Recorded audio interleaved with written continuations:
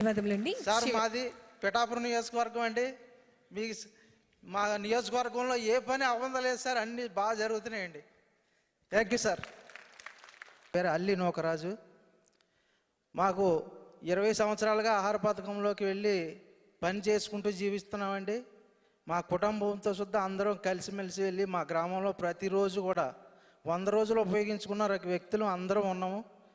అన్నీ ఉపయోగించుకుంటున్నాం. ప్రతి సంవత్సరం లాగే కాకుండా ఈ సంవత్సరంలో జరిగిన 19 సంవత్సరాల్లో కాకుండా ఈ సంవత్సరంలో ఈ కూటమి ప్రభుత్వం ఏర్పడిన తర్వాత అనేక మేలులు ఈ ఎన్ఆర్జీఎస్ ద్వారా పొందుతున్నాము.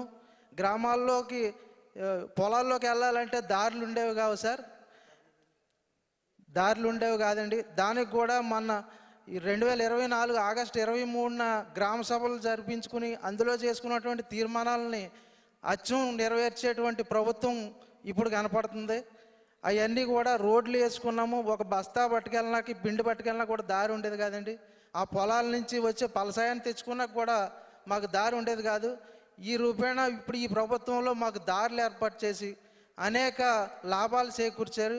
తర్వాత పశువులు మేపుకుండే విషయంలో మాకు ఇళ్ల దగ్గర లోతు బావిలో దిగిపోయి ఉండేవాళ్ళు అండి.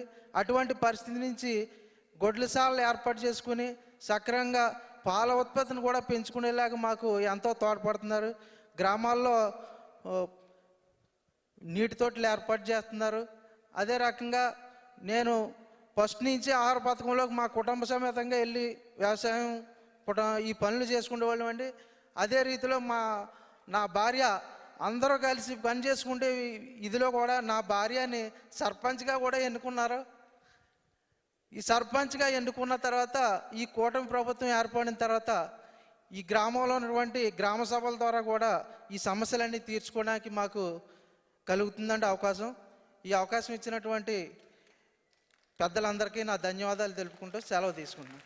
ధన్యవాదములండి సార్. మాది పిఠాపురం నియోజకవర్గం అండి. మా నియోజకవర్గంలో ఏ పని అవ్వలేదు సార్, అన్నీ బాగా జరుగుతున్నాయండి. Thank you sir.